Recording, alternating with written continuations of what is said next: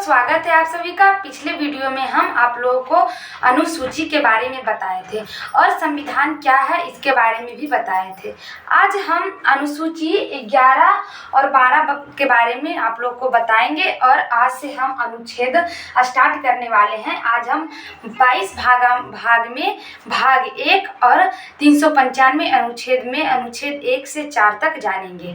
पिछले वीडियो में हम आप लोगों को अनुसूची बताए थे, लेकिन अनुसूची 10 तक ही आप लोगों को बता पाए थे। आज हम अनुसूची 11 और 12 को थोड़ा सा आप लोगों को बता देते हैं, फिर हम आज अनुच्छेद के बारे में पढ़ेंगे। देखिए, अनुसूची 11 में है पंचायती राज। अनुसूची 11 में क्या है? पंचायती राज। पंचायती राज में अनुसूची 11 में कहा गया है कि जैसे ग्राम पंचायत है ना, गांव में एक पंचायत रहना जरूरी है। गांव में क्या रहना? एक पंचायती राज जरूरी रहना है, क्योंकि देखिए जो छोटे स्तर पर अगर पंचायत रहता है, अगर गांव में कुछ घटना होता है तो बहुत लोग क्या जिला स्तर पर या कह सकते हैं district court, high court, supreme court नहीं जा पाते हैं। कोई छोटा मोटा कार्य हुआ या छोटा मोटा कोई लड़ाई झगड़ा हुआ तो वो थाना पुलिस नहीं करना चाहते हैं। तो इसके लिए वो क्या बोले कि अनुसूची 11 में हम पंचायत को रखते हैं। पंचायती राज अपने में अगर गांव में कोई ऐसा फैसला लेने का हुआ छोटा मोटा, या कोई ऐसा सुनाने का हुआ, फैसला सुनाने का हुआ, तो ये पंचायत सुनाएगी। और जो पंचायत है वो क्या करेगा? गांव का देखभाल करेगा। सड़क ऐसा है, अगर सड़क खराब है तो पंचायत मुखिया को बोलेगा, मुखिया एमएलए को बोलेगा। ऐसे करके क्या होगा? तो हमारा जो छोटे स्तर से भी आवाज़ बड़े स्तर तक जाएगा। तो ग्राम की देखभाल करने के लिए और गांव का समस्या को सुनने के लिए पंचायत बनाया गया। अनुसूची 12 में नगर पंचायत बनाया गया। अनुसूची 12 में क्या है? अभी भी आप लोग गांव में देखिएगा, गांव में क्या होता है? पंचायत होता है, ग्राम पंचायत होता है। और नगर में क्या होता है? नगर पालिका होता है। नगर में क्या होता है? नगर पालिका। तो नगर के लिए नगर पालिका की स्थापना किया गया और गाँव के लिए ग्राम पंचायत का स्थापना किया गया। नगर पालिका का अनुच्छेद अनुसूची 12 में है उल्लेख, और अनुसूची 11 में, शेड्यूल 11 में आपका ग्राम पंचायत के बारे में बताया गया। हमारा जो शेड्यूल था 12 अनुसूची को मैंने आप लोगों को बता दिया। पहले अनुसूची की संख्या 8 थी, अभी वर्तमान में अनुसूची की संख्या 12 है। अब हम आज 395 अनुच्छेद है मेरा और 22 भाग है ना। 12 अनुसूची थी, 12 अनुसूची थी जिसे हमने पढ़ लिया। 12 अनुसूची को हम लोग पढ़ लिए। अब देखिए 395 अनुच्छेद है और कितना भाग है? 22 भाग है, मतलब हम कह सकते हैं चैप्टर है। और उसमें पढ़ने को हमको क्या है? 395 अनुच्छेद पढ़ने का है। पूरा 22 भाग में 395 अनुच्छेदों को समाहित है। हमारा जो 395 अनुच्छेद है वो 22 भाग में समाहित है। तो आज हम 22 भाग में से भाग 1 के बारे में पढ़ेंगे और अनुच्छेद 1 से 4, भाग 1 में अनुच्छेद 1 से 4 तक है। देखिए अनुच्छेद कोई भाग में अनुच्छेद बहुत ज़्यादा है। जैसे कि हमारा भाग 5 संघ में हमें बहुत लंबा पढ़ने को है। और आपका देखिए अनुच्छेद 1 से लेके 4 हो गया, फिर आपका नागरिकता हो गया। ये सब छोटा छोटा टॉपिक है और ये क्या है? अनुच्छेद छोटा छोटा अनुच्छेद इसमें रखा गया। जैसे कि अनुच्छेद 1 से लेकर 4 तक आपका भाग 1 में रखा गया, फिर आपको 5 से 11 तक आपका भाग 2 में रखा गया है। तो ऐसे करके हमारा जो अनुच्छेदों को बांट दिया गया है।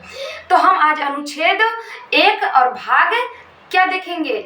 भाग 1 अनुच्छेद 1 से 4 तक। आज हम भाग 1 अनुच्छेद 1 से 4 तक पढ़ेंगे। तो देखिए कि भाग 1 में क्या है। अनुच्छेद भाग 1 में कहता है भारत राज्यों का संघ है। भाग 1 क्या कहता है? भारत राज्यों का संघ, मतलब क्या है? भारत राज्यों का यूनियन है। भारत राज्यों का यूनियन है। भारत क्या है? राज्यों का संघ है। भारत का कितना क्षेत्रफल वगैरह होना चाहिए, ये सब इसमें लिखा हुआ। एक बार कोई भी देश या कोई भी राज्य या कोई भी देश हम कह सकते हैं भारत में मिलता है तो मिलने की अनुमति है, लेकिन भारत से फिर उसको अलग होने की अनुमति नहीं है, फिर वो भारत से बाहर नहीं निकल सकता है। तो हम याद रखेंगे कि अनुच्छेद भाग 1 में क्या है, भारत राज्यों का संघ है। भारत राज्यों का क्या है, संघ है। भाग 1 क्या कहता है, भारत राज्यों का संघ है, मतलब बहुत सारे राज्य भारत के अंदर आते हैं। क्या, बहुत सारे राज्य भारत के अंदर आते हैं, भारत राज्यों का संघ है। हमारा भाग 1 क्या कहता है, भारत राज्यों का संघ है। भाग 1 क्या कहता है, भारत जो है वो किसका संघ है, तो राज्यों का संघ है। अब देखिए भाग 1 तो कह दिया कि भारत राज्यों का संघ है, और ये भाग 1 में आर्टिकल 1 से 4 तक हमको पढ़ने का है। भाग 1 में कितना पढ़ने का है, 1 से 4 भाग 1 में पढ़ेंगे। और भाग 1 क्या कहता है, भारत राज्यों का संघ है। देखिए अनुच्छेद 1 क्या कहता है, अब यहाँ से हमारा आर्टिकल स्टार्ट होता है। अनुच्छेद 1 कहता है भारत राज्यों का संघ है, मतलब जो भारत है वो क्या है, राज्यों का संघ है। आर्टिकल 1 भी कहता है। दूसरा में कहता है विदेशी राज्यों को मिला लिया। देखिए आर्टिकल 2 बोलता है कि विदेशी राज्य को मिला सकते हैं। आर्टिकल 2 हमें ये आज्ञा देता है कि आप विदेशी राज्य को मिला सकते हैं, आप किसी विदेशी राज्य को अपने राज्य में मिला सकते हैं। क्या वो कौन बोलता है, तो आर्टिकल 2। जैसे कि कोई ऐसा देश है कि नहीं तो कोई ऐसा देश का राज्य है जो क्या होता है, भारत में मिलना चाहता है तो वो मिल सकता है। किस आर्टिकल के तहत, आर्टिकल 2 के तहत वो भारत में मिल सकता है। लेकिन याद रखिए आर्टिकल 2 के तहत तो भारत में मिल जाएगा, लेकिन आर्टिकल 1 उसको यह नहीं देता है आपका आदेश कि वो क्या करेगा, फिर भारत को छोड़ के जा सकता है।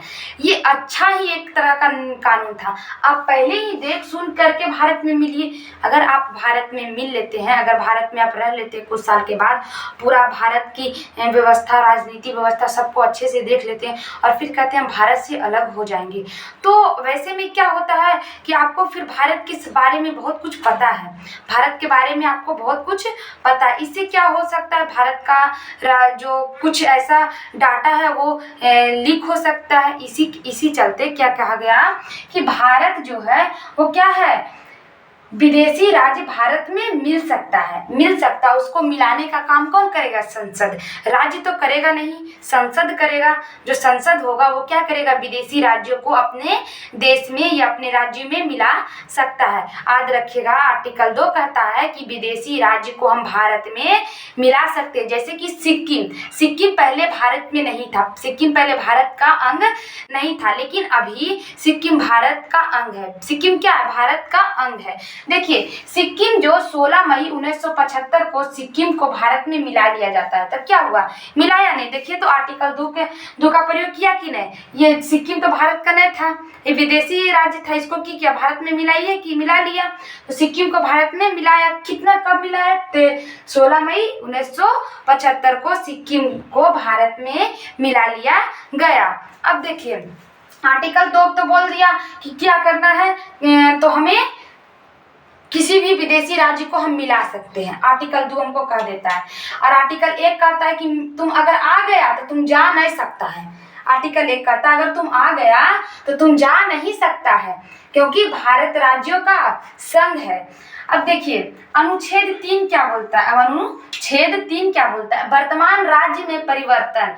संसद को अधिकार है वर्तमान राज्य में परिवर्तन करने का। ये इसका कहने का अर्थ क्या हुआ, वर्तमान राज्य में, जैसे कि हम मानते हैं अभी हमको बिहार है, पहले बिहार और झारखंड एक में था ना, पहले बिहार झारखंड एक में था कि नहीं, तो 2000 में क्या हुआ, बिहार और झारखंड को अलग कर दिया गया। क्या किया, बिहार और झारखंड को अलग कर दिया नहीं तो किस अनुच्छेद के तहत कर दिया। अगर संविधान में नहीं लिखा हुआ रहता तो क्या बिहार से झारखंड अलग हो जाता, नहीं होता।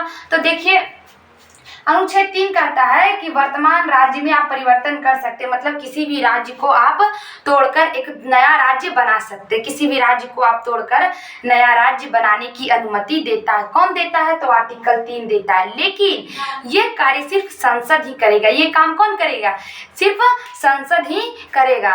आपका अगर किसी भी राज्य को मिलाना हो, किसी भी विदेशी राज्य को मिलाना हो तो वो संसद ही मिलाएगा, किसी भी राज्य को तोड़ना हो तो वो संसद ही करेगा। ये पावर सिर्फ संसद के पास ही है। अब अनुच्छेद 14 आर्टिकल 4 देखते हैं, सॉरी आर्टिकल 4 कहता है अनुच्छेद 2 और 3 के तहत, अनुच्छेद 2 और 3 के तहत, जैसे अनुच्छेद 2 है नया है कि विदेशी राज्य को मिलाने का अनुमति देता है अनुच्छेद 2। 3 की कहता है आप किसी भी राज्य को क्या कर सकते हैं, राज्य में परिवर्तन कर सकते हैं, किसी भी राज्य को आप परिवर्तन कर सकते हैं, मतलब किसी भी राज्य को एक राज्य से दो राज्य बना सकते हैं। अब देखिए ये दोनों काम करे में, ये दोनों कार्य करे में बाधा ना आ सके, ये दोनों काम करने में बाधा ना आ सके, इसीलिए कहा गया है कि 2 और 3 पर जब संसद फैसला सुनाएगा, 2 और 3 पे संसद अपना कार्य करेगा, तो जो राष्ट्रपति है ने, राष्ट्रपति क्या करेंगे, उसमें जो राष्ट्रपति होंगे वो क्या करेंगे, अपना जैसे राष्ट्रपति के पास कोई भी विधेयक जाता है तो वो कहते हैं कि हम इस पे विचार करेंगे, इस पे हम पुनः विचार करेंगे, इस पे हम पुनः विचार करेंगे। आर्टिकल 368 में इनको ये अधिकार दिया गया है कि कोई भी विधेयक जाएगा तो पहले राष्ट्रपति पे जाएगा, राष्ट्रपति उस पे सिग्नेचर करेंगे और पुनः विचार करेंगे, इस तरह से। लेकिन ये है, ये दोनों में क्या कर सकते, राष्ट्रपति को ये नहीं है कि आप पुनः विचार कीजिए, सिर्फ आप इस पे सिग्नेचर कीजिए। मतलब डायरेक्ट कहा गया है कि अनुच्छेद 368 को नहीं माना जाएगा, अनुच्छेद 368 को नहीं माना जाएगा। कब नहीं माना जाएगा, जब कोई भी विदेशी राज्य को भारत में मिलाएगा या कोई भी राज्य को एक राज्य से दो राज्य करेगा या एक राज्य से दो राज्य में बनाएगा। जैसे भारत झारखंड और बिहार को अलग किया, तो क्या अगर राष्ट्रपति के पास भेजता, राष्ट्रपति सिग्नेचर करता, हम नहीं करेंगे, हम पुनः विचार करेंगे, फिर अगर कोई लगा दिया कि हम विचारे नहीं करेंगे, तो वैसे में क्या हो जाता, वैसे में उस समय वो कार्य करना चाहिए और उस समय वो समय निकल जाता। जैसे आप समझिए कि जिस समय विदेशी राज्य जो मिलना चाह रहा था ये सिक्किम, उस समय तुरंत अगर सरकार सिक्किम को अपने में नहीं मिलाती, तो अगर इतना प्रक्रिया करती कि पहले राष्ट्रपति बोलेगा तो मिलाएंगे, तो क्या होता, जो सिक्किम वो अपना हाथ से निकल जाता है, या कह सकते सिक्किम पे दूसरा राज्य देश अपना अधिपत्य जता लेता। तो इसी कारण से यह कह सकते हैं कि विलंब ना हो सके, इस कारण से भी क्या कि राष्ट्रपति को 368 से बाहर रखा। मतलब कि कोई भी राष्ट्रपति या कोई भी 2 और 3 को जब लागू होगा, 2 और 3 का कानून बनेगा, तो ये 368 को नहीं माना जाएगा। मतलब इसे राष्ट्रपति के पास पुनः विचार करने के लिए नहीं भेजा जाएगा। ये आपका कहता है, कौन कहता है, तो अनुच्छेद 4 बोलता है। अनुच्छेद 1 में हमने क्या देखा, भाग 1 क्या है, भारत राज्यों का संघ। भाग 1 क्या बोलता है, भारत राज्यों का संघ है। आर्टिकल 1 से 4 तक भारत राज्यों का संघ है। आर्टिकल 1 से 4 तक भाग 1 में अनुच्छेद 1 क्या बोलता है, भारत राज्यों का संघ है। भारत क्या है, राज्यों का संघ है। अनुच्छेद 2 क्या बोलता है, विदेशी राज्यों को मिला लिया जाएगा। किसके अनुमति से, तो संसद के। संसद चाहेगा तो कोई भी विदेशी राज्य को बिना राष्ट्रपति से पूछे और बिना राज्य से पूछे, बिना राष्ट्रपति या बिना राज्य से पूछे। अगर बिहार को भी संसद अलग कर रहा है ने, तो बिहार के सरकार से नहीं पूछेगा कि हम आपको अलग कर रहे हैं, वो डायरेक्ट अलग करने का उसको इतना पावर है। कोई भी राज्य है, अगर उसको राज्य को अलग कर रहा है संसद, तो उसको इतना पावर है कि बिना उस राज्य के मुख्यमंत्री या राज्यपाल से पूछे बिना वो क्या करेगा, उसको अलग कर देगा। किसमें पावर है, तो संसद में पावर है। तो हमने जाना आर्टिकल 3 में जाना कि वर्तमान राज्य में परिवर्तन संसद के अधिकार है। वर्तमान राज्य में जो परिवर्तन है वो कौन कर सकता है, तो आपका ये संसद कर सकता है। 4 में हम जाने कि 2 और 3 को आर्टिकल 368 से बाहर रखा जाएगा। आर्टिकल 368 से बाहर रखा जाएगा। जो राष्ट्रपति है वो कहते हैं कि अगर कोई भी कानून आता है तो उस पर पुनः विचार करते हैं 368 368 के तहत, लेकिन जो 2 और 3 पे इसमें लागू नहीं होता। आप इस पे पुनः विचार नहीं कीजिए, सिग्नेचर कीजिए और निकालिए। आपको पुनः विचार करने की अनुमति नहीं है, इसको 368 से बाहर रखा गया है। तो हमने अनुसूची आप लोगों को पढ़ाया ही था कि अनुसूची 1 में क्या है, भारत राज्यों का संघ है, 2 में क्या है, 2 में वेतन है, 3 में क्या है, 3 में शपथ है। ये सारी हमने बातें आपको पिछले वीडियो में बताया। देखिए बाबू, ये अनुच्छेद है ना, आप जितना अच्छा से सीक्वेंस से समझिएगा उतना अच्छा से समझ में आएगा। देखिए हमने 4 पढ़ा दिया, 4 तक पढ़ा दिया। अब हम कल पढ़ाएंगे आपको 4 तक तो हम पढ़ा दिए। ध्यान रखिएगा कि हम जो भाग 1 में जो आर्टिकल 1 से 4 तक क्या है, भारत राज्यों का संघ, इसके बारे में बताया गया कि आप याद रखिएगा भाग 1 में भारत राज्यों का संघ है, इसके बारे में बताया गया। तो कितने हैं, तो 1 से 4 है। अब हम 4 से तो यहाँ खत्म हो गया, भाग 1 4 तक खत्म हो गया। अब क्या भाग 2 शुरू होगा, भाग 2 शुरू होगा। तो भाग 2 शुरू होगा तो 5 से शुरू होगा, क्योंकि भाग 4 तक तो क्या है आपका भाग एक में क्या है, 4 तक है आर्टिकल। अब अगला आर्टिकल 5 से शुरू होगा, तो अगला आर्टिकल 5 से 11 तक आपका नागरिकता चलेगा। उसके बाद आप 11 तक खत्म होगा, फिर 12 से आपका मौलिक अधिकार स्टार्ट हो जाएगा। तो इस तरह से जब आप एकदम सीक्वेंस से, और याद रखिएगा कि इस आर्टिकल यहाँ खत्म हुआ और इस आर्टिकल को खत्म होने के बाद यह आर्टिकल शुरू हुआ, तब आपको अच्छा से समझ में आएगा। और बहुत इंटरेस्टिंग सब्जेक्ट है, राजनीति पढ़ने में सबको अच्छा लगता है। राजनीति ऐसा सब्जेक्ट है सबको पढ़ने में, काहे कि जरी वो बच्चा देखेगा तो इतना राजनीति का बात करेगा कि कहने का नहीं है। क्या गांव में ज़्यादा देखने को मिलता है, जो कम भी थोड़ा सा जानता है वो भी राजनीति पे इतना अपना ये देगा, दलील देगा कि उसका कहने का मतलब ही नहीं। तो राजनीति में थोड़ा बहुत सबको इंटरेस्ट है, क्योंकि हम जहाँ रह रहे हैं, जिस देश में रह रहे हैं, और अनुच्छेद, राजनीति, आपका मौलिक अधिकार, कर्तव्य जानना हर एक नागरिकों को बहुत ही जरूरी है।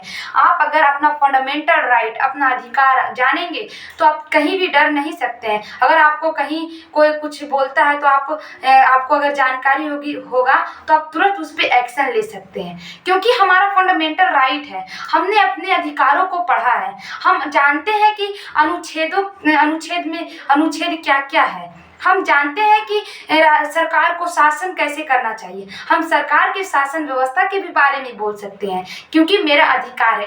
तो आप जानिएगा, पढ़िएगा तब ना। तो ये जो राजनीति शास्त्र है, आपका एग्जाम के साथ साथ आपका बेसिक नॉलेज भी होना चाहिए कि आप कहीं भी रहिए तो आपको कोई डरा धमका कर ना रख सके। तो आज का वीडियो यही समाप्त होता है। जय हिंद। पिछले वीडियो में हम आप लोगों को क्या बताएंगे, नागरिकता अनुच्छेद 5 से स्टार्ट करेंगे और 11 तक खत्म करेंगे। जय हिंद। स्क्रीनशॉट लेना है तो ले लीजिए।